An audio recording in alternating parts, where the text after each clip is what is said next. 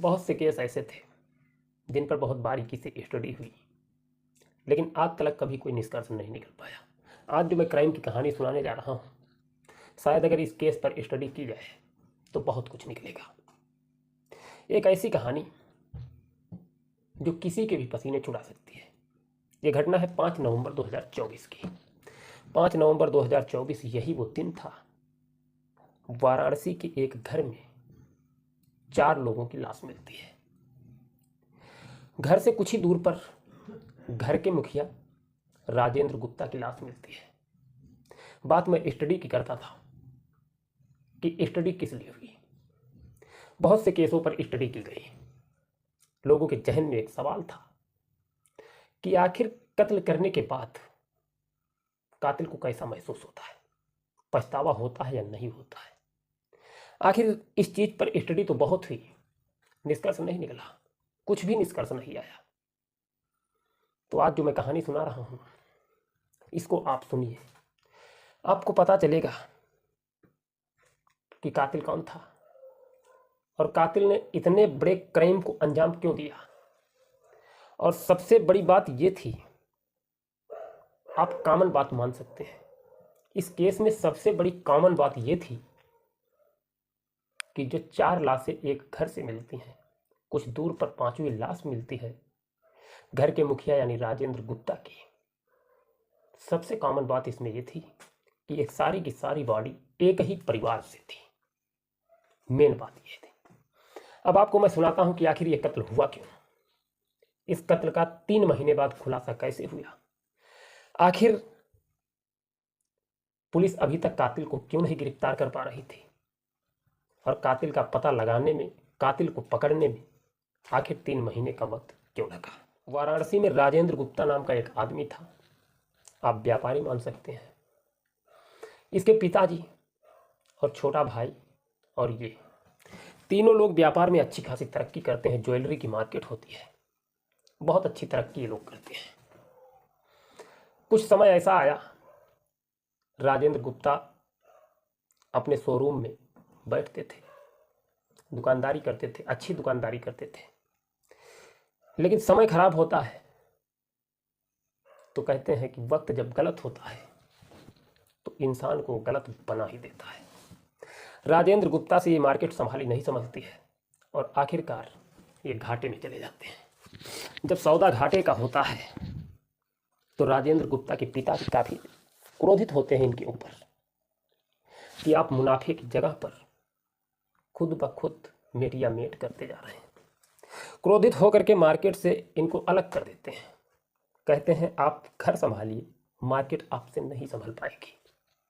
राजेंद्र गुप्ता अपने घर पर बैठ जाते हैं। अब राजेंद्र गुप्ता का छोटा भाई बिजनेस को संभालता है और वो बिजनेस में इतनी ज़्यादा तरक्की करता है कि राजेंद्र गुप्ता के पिताजी अपने छोटे बेटे से बहुत प्रभावित होते हैं, बहुत खुश होते हैं। उनकी खुशी का ठिकाना नहीं लगता है, क्योंकि लगभग 1 साल में बिजनेस को उन्होंने 2 गुना कर दिया था। इस वजह से राजेंद्र गुप्ता के पिताजी प्रभावित होते हैं। इधर राजेंद्र गुप्ता की पत्नी, इसको ये सब अच्छा नहीं लग रहा था। आए दिन राजेंद्र गुप्ता की कान वो भरती है। कान भरते भरते नौबत ये आती है कि राजेंद्र गुप्ता अपने छोटे भाई और अपने पिता की जान लेने पर तुल जाते हैं और अंततः मौका देखकर एक दिन रात्रि के समय अपने छोटे भाई और उसकी पत्नी पर गोली चला देते हैं। दोनों के सर में गोली मारते हैं, उनकी मौत हो जाती है। पिताजी के पास पहुंचते हैं, पिताजी की भी सर पे गोली मारते हैं, उनकी भी मौत हो जाती है। अब सुबह राजेंद्र गुप्ता को पुलिस गिरफ्तार करती है। गिरफ्तार करने के बाद कोर्ट में इन्हें सजा मिलती है। 6 साल तक ये जेल में रहते हैं, अपने घर आते हैं, ऐसो आराम भरी जिंदगी बिताने लगते हैं। राजेंद्र गुप्ता के छोटे भाई के 3 बच्चे थे, 2 बेटे 1 बेटी। अब राजेंद्र गुप्ता अपने छोटे भाई के बच्चों की परवरिश तो करते हैं, लेकिन मारते पीटते बहुत हैं, बहुत प्रताड़ित करते हैं, नौकरों जैसा बर्ताव करते हैं। हालांकि राजेंद्र गुप्ता के छोटे भाई के बड़े बेटे की उम्र 7 वर्ष थी उस वक्त जब राजेंद्र गुप्ता ने अपने छोटे भाई का कत्ल किया था। एक बेटी और एक बेटा काफ़ी छोटे थे। अपने भाई और बहन को राजेंद्र गुप्ता के छोटे भाई का बेटा प्रताड़ित होते हुए देख नहीं पाता है, लेकिन फिर भी करता तो क्या करता। उम्र थी 7-8 वर्ष। मारपीट, हर तरीके से वो बेचारे प्रताड़ित होते हैं और आखिरकार समय गुजरा। राजेंद्र गुप्ता के छोटे भाई की बेटी की शादी हो जाती है, वो अपने घर चली जाती है। राजेंद्र गुप्ता के छोटे भाई के 2 बच्चे थे, वो दोनों समय के साथ बड़े होते हैं और दिल्ली चले जाते हैं। दिल्ली में आईटी कंपनी में काम करने लगते हैं, काफ़ी तरक्की करते हैं, पैसे कमाते हैं। दोनों पढ़े लिखे थे, लेकिन एक चीज़ कभी भूल नहीं पा रही थी, बड़े बेटे को, जिसका नाम होता है विशाल गुप्ता उर्फ विक्की। ये एक चीज़ नहीं भूल पाता है, अपने माँ बाप और दादा का कत्ल। क्योंकि जिस समय ये कत्ल हुआ, ये तीनों बच्चे अपने माँ बाप के पास लेटे हुए थे। कत्ल होते हुए ये लड़का अपनी आंखों से देखता है, क्योंकि इसकी उम्र उस वक्त 7 वर्ष थी, समझदार था। इतनी कम उम्र में वो करता तो क्या करता, अपने माँ बाप को चाह कर भी नहीं बचा सकता था। उसके अंदर वो जलन, वो बदले की आग एक घर करके बैठी थी। धीरे धीरे उम्र के साथ ये आग बढ़ती गई। पिछले वर्ष 2024 में 5 नवंबर को दिल्ली से अपने घर आता है, मौका देखता है और राजेंद्र गुप्ता के पूरे परिवार को मौत के घाट उतार देता है। राजेंद्र गुप्ता के घर के अंदर जब ये जाता है तो अपनी बड़ी माँ से कहता है, माँ। वो कहती है, हाँ। वो कहता है, माँ, उस वक्त तुम्हें दया नहीं आई थी जब बड़े पापा हमारे माँ बाप को मार ले जा रहे थे, तब तुमने उकसाया था।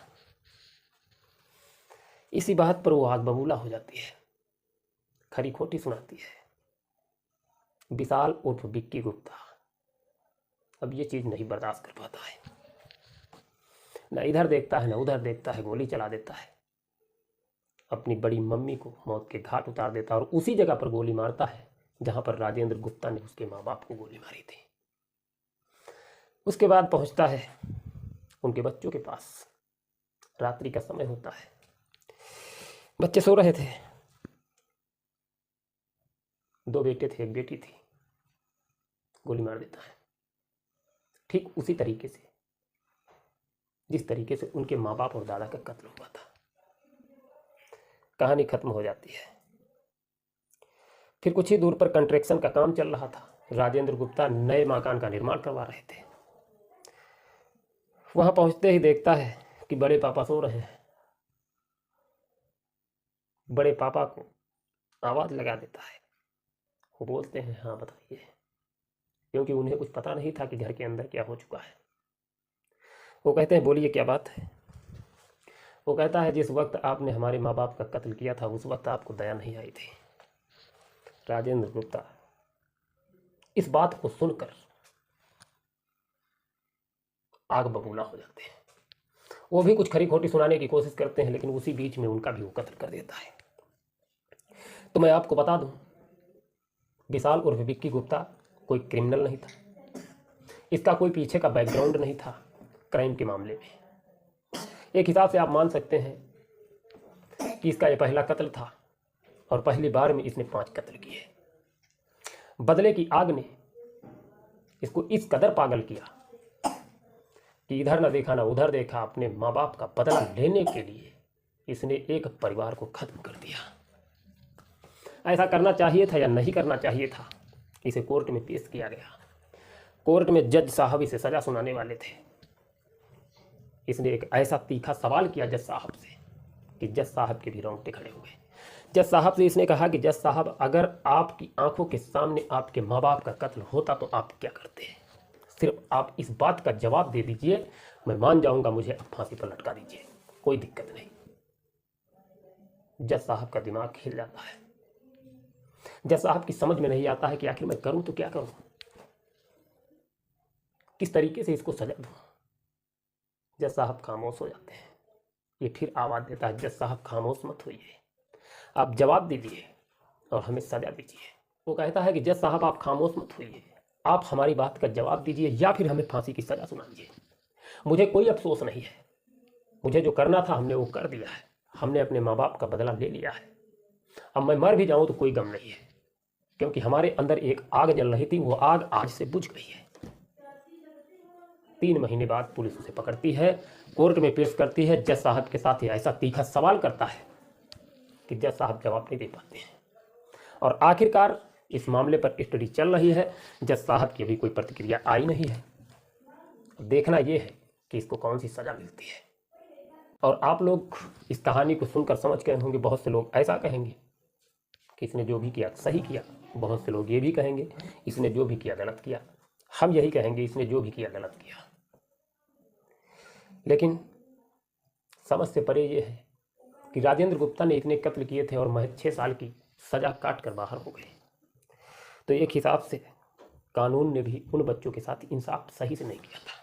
इंसाफ तो मिला इनको, क्योंकि 3 कत्ल करने के बाद इंसान अगर महज 6 वर्षों की सज़ा काट कर छूट जाए तो हिसाब से कानून नहीं, ये खिलवाड़ है। अगर 3 कत्ल किए हैं इंसान ने तो उसको सज़ा मिलनी चाहिए।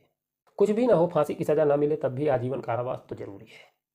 आजीवन तो जेल में कटना ही चाहिए ना। लेकिन फिर भी 6 वर्षों में छूट गया। बस यही वो आग थी जिसकी वजह से विशाल उर्फ विक्की गुप्ता ने अपने बड़े पापा का कत्ल किया, उनके परिवार का खात्मा कर दिया। खैर, मिलेंगे नेक्स्ट वीडियो में। अपना ख्याल रखना, परिवार के साथ खुश रहना।